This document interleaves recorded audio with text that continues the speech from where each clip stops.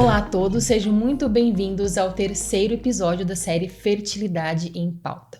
Meu nome é Milene, sou responsável pelo marketing da clínica do Dr. Ricardo Beck e hoje eu estou aqui com o Dr. Ricardo Beck, médico ginecologista e obstetra com atuação na área de reprodução humana. Estou também com a Elisângela Bomi, embriologista da clínica. E hoje o nosso tema é congelamento de óvulos. Então eu vou iniciar agora fazendo uma pergunta para a Elisângela. Elisângela, primeiro, vamos esclarecer para as pessoas sobre a palavra vitrificação. A gente vê muito essa palavra, vamos falar sobre o que é a vitrificação e por que hoje utilizamos a vitrificação no congelamento. Oi, Milene. A vitrificação é uma técnica de congelamento. Então, assim, temos dois caminhos. Ou você faz um congelamento lento, onde você tem uma diminuição de temperatura gradativa até você colocar o embrião ou o óvulo no container de nitrogênio líquido. Ou você faz a técnica de vitrificação, que é muito mais rápida e ela diminui a formação de cristais de gelo, ou seja, a tua recuperação depois, tanto de óvulo quanto de embriões, é maior. Então, por isso que a gente utiliza a técnica de vitrificação no laboratório. 100% dos nossos casos, todos são feitos vitrificação. Perfeito. Doutor, por que fazer essa preservação da fertilidade, né? Vale a pena? Qual idade que é indicado? Por exemplo, para queda de reserva ovariana indicada, vamos falar um pouquinho sobre isso. Bom, o congelamento de óvulos surgiu para preservação da fertilidade da mulher. É o único método que existe de você manter a qualidade dos óvulos no momento do congelamento. Então, durante a vida, os óvulos estão no ovário.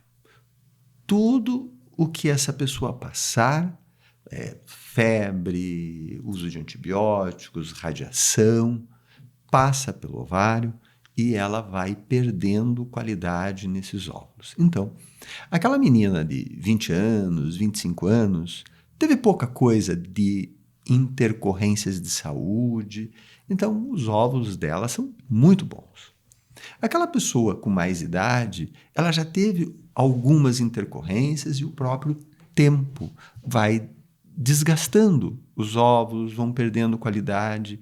Então, se você guardar os óvulos enquanto jovem, a qualidade deles é preservada. Então, o objetivo de um congelamento é preservar essa qualidade de óvulos. Quanto à idade, claro que quando você fala em congelamento, você tem que lembrar que esses óvulos só poderão ser usados numa fertilização in vitro. E quando você fala de fertilização in vitro, o que mais gera apreensão é o resultado final, né? Então, nós sabemos que existe uma média de resultado, que até 35 anos é 50%, e a partir disso vai começando a cair. Em torno de 40 anos é 33%, e após os 41 você tem uma queda bem drástica, vai baixando bastante, e isso está relacionado à qualidade desses óvulos. Então, quando congelar? Quando for possível, né? Então, aquela moça jovem, 35, 36 anos, que não tem um parceiro fixo, não tem planos de gestação, tem uma carreira pela frente, eu acho que eu vou engravidar daqui 5, 6 anos. É bom congelar. Você não sabe o que vai acontecer nesse período de 5, 6 anos, né?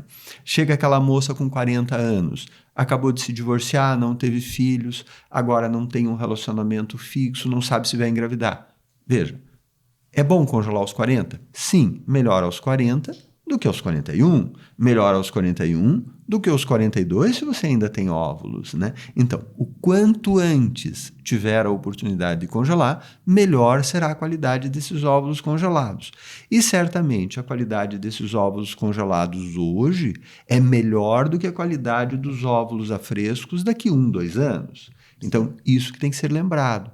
Claro que tem que ter uma reserva ovariana, tem que ter número de óvulos para ser congelados, né? Porque senão você não obtém resultado também. O número de óvulos deve ser calculado pela idade com que você está congelando os óvulos e a idade que se dá a estatística de resultado na in vitro. Então, isso é o fator determinante num congelamento, né? Então, congelar, sim. Não tem pretensão de gestação, logo congele.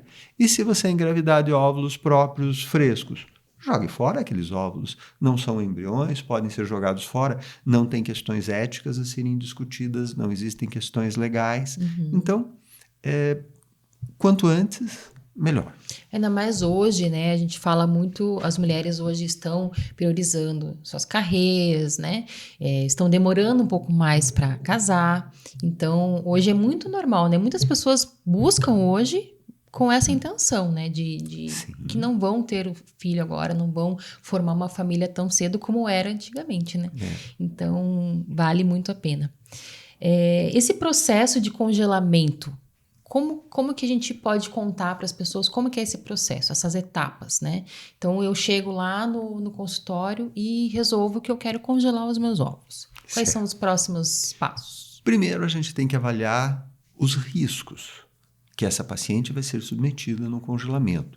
O uso de indutores, a anestesia que ela vai ter que passar, a condição geral de saúde. Isso normal. Avalia-se a reserva ovariana, avalia-se quantos óvulos você vai conseguir recuperar, recrutar, aspirar, e faz-se o plano individualizado para essa pessoa e você submete ela a medicamentos para promover o amadurecimento dos óvulos recrutados. Toda indução não prejudica o futuro dessa moça. Então, eu induzi, tirei 10, 12 óvulos, eu vou encurtar minha vida fértil em 10, 12 meses? Não, você não vai encurtar nada. Você vai manter a tua reserva ovariana. Se você está programada para menopausar com 47, você vai menopausar, com 52 você vai menopausar. Não é o indutor, porque o indutor vai atuar sobre os óvulos recrutados naquele ciclo, que se não utilizarem serão perdidos. Então, você programa o medicamento para essa paciente, medica essa paciente e acompanha com ecografia o desenvolvimento do amadurecimento desses óvulos.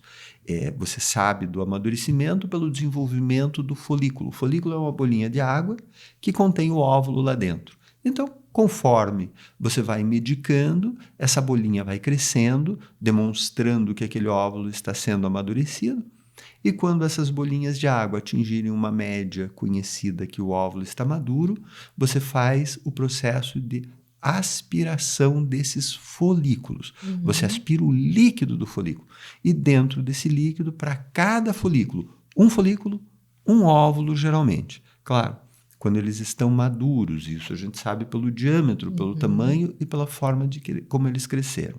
Então você tem uma ideia de quantos óvulos você vai conseguir da paciente. Submete essa moça a uma aspiração folicular, que é um procedimento bastante simples. Ela é sedada, você faz um exame ginecológico nela com ultrassom endovaginal. Então, quem vai fazer o ultrassom endovaginal? Quem fez a monitoração, que para nós sempre é a Dionete, sempre a mesma pessoa. Então, a mesma médica que acompanhou o desenvolvimento folicular, o crescimento, que já conhece a paciente, vai acompanhar a gente durante a aspiração. Então, ela direciona o aparelho tem uma guia por onde entra uma agulha. Isso é facilmente visto no ultrassom, existe um traçado por onde vai passar a guia e eu, médico, sou orientado pela ecografista por onde eu vou colocar a agulha. Coloco a agulha dentro do folículo e aspiro o líquido folicular. Esse aspirado é controlado pela embriologista, pela Elisângela. A Elisângela acompanha esse processo aspirativo, retira-se o líquido e de cada folículo você aspira o líquido. E a Elisângela vai buscar no laboratório os óvulos desses folículos. Identifica os óvulos, limpa os óvulos e faz o congelamento. É um procedimento rápido, simples, muito seguro. As pacientes são acompanhadas pelo anestesista do hospital. Nós temos uma equipe para fazer isso. Lembrando que estamos dentro de um hospital, tem toda a equipe lá para poder fazer esse processo. Nós temos enfermeira especializada em reprodução humana dentro da nossa clínica, que é a Patrícia. ela acompanha essa paciente, ela libera a paciente do laboratório, ela é encaminhada para um quarto, onde é acompanhada por um determinado período, e daí então ganha alta. É um atendimento muito humano e bem individual, assim, né? Então é um tratamento realmente diferenciado, né? De cada Tem que profissional, ser, né? Tem que ser, né? porque é um momento muito delicado na vida das pessoas.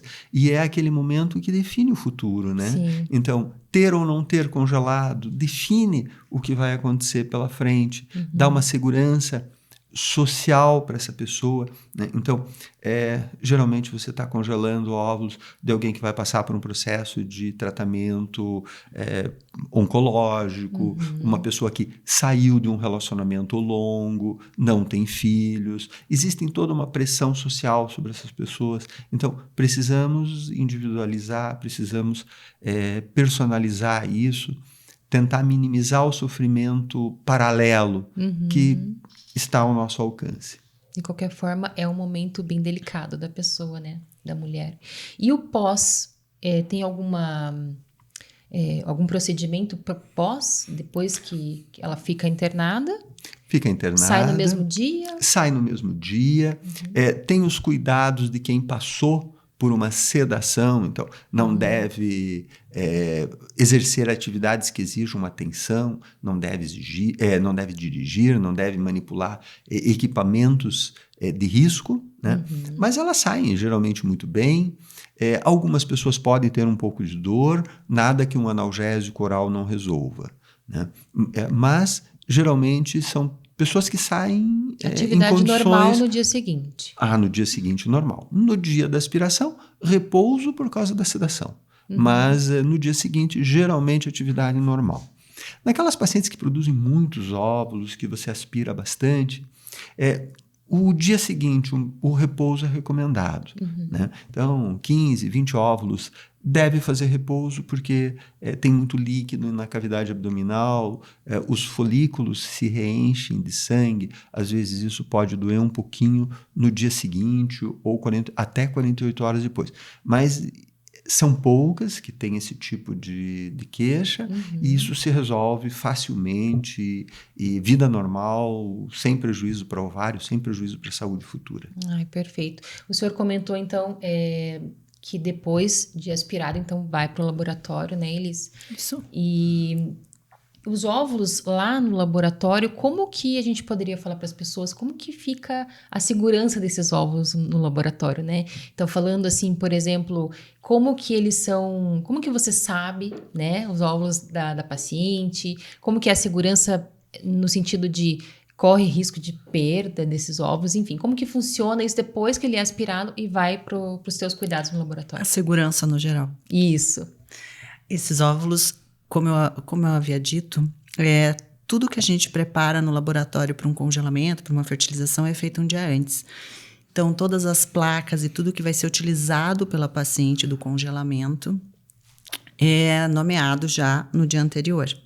A gente tenta fazer um procedimento por dia para a gente não ter nenhum problema de troca de material ou qualquer coisa do tipo. Então, o que a gente faz? Faz as plaquinhas, nomeia tudo, elas têm o nome da paciente e um ID nosso, número, então é alfanumérico, né? Então, as incubadoras, elas trabalham individualmente com cada paciente, então cada compartimento vai ter o nome da Milene, o nome da Ana, e a gente trabalha sempre na bancada com um único paciente. Então, troca impossível. O material pode não faltar nitrogênio líquido. Também, dificilmente isso aconteceria. Por quê? A recarga é feita quinzenalmente de todos os nossos containers. Então, vem uma empresa de fora, faz todo o recarregamento desses cilindros e 2 a 3 vezes por semana é feita a leitura de cada cilindro e feito o anotamento, né? Então, tudo que a gente faz, a gente registra. Então, registra o nível de nitrogênio desses cilindros. Houve uma vazão maior? Chama o pessoal, eles fazem o recarregamento e daí a gente segue. Risco zero. Não está relacionado à falta de luz, à falta de água, nada. É nitrogênio líquido, onde é feito o recarregamento quinzenalmente. Perfeito. E esses óvulos, eles podem ficar congelados por quanto tempo? Tempo indeterminado, é indiferente. Se eu descongelar ele daqui 2, 3 meses ou daqui 10 anos, é indiferente. A gente teve um caso de uma paciente, veio, fez fertilização, fez os bebezinhos, engravidou e voltou 10 anos depois, pegou os congeladinhos e hoje tem um trio. Que perfeito. E uma pergunta que sempre a gente recebe nas redes sociais, enfim, pelos nossos canais, é em relação a custos. A parte né? que ninguém gosta. Então, eu acho interessante a gente estar falando sobre isso. É claro que a gente entende que cada caso é um caso, como você vai explicar, mas é interessante a gente trazer talvez uma média para que as pessoas possam saber como que funciona. Veja, Milene, todo tratamento é individual. A gente não tem como saber qual vai ser a resposta da paciente à medicação, né? Ela respondeu super bem, ela vai gastar menos. Ela é mais nova, provavelmente vai gastar menos. Em questão de medicação, né? Então, para um congelamento de óvulo, por exemplo, a média seria de uns 15 mil. Não é nada exagerado, nada exorbitante, né? Então, cada caso é individual. Tem que ir lá na clínica, ver o seu Exato. caso, ver quanto que vai precisar de medicação. O procedimento qual que é o processo. no laboratório é o mesmo valor, independente se você tem 2 óvulos ou 20. Só que a gente depende da resposta dessa paciente à medicação, à indução. É isso que vai Então, determinar. o que vai encarecer é, na verdade, a medicação que ela vai ter que tomar. Então, pacientes que tomam pouca medicação vão gastar menos. O ideal, então, é a gente dizer para as pessoas, para as mulheres, né, que hoje não têm filhos ainda, ou até mesmo têm filhos e querem ter mais filhos, mas que não está no momento, mas querem ter, o quanto antes, igual o doutor falou, né, o quanto antes vir, porque, que nem você falou, quanto mais nova, a tendência é que não use tanta medicação. Elas respondem melhor à medicação. Vão responder melhor e no final tudo vai ser melhor, até os custos, né? Exatamente. Perfeito, muito obrigada. E nos encontramos, então, na próxima série.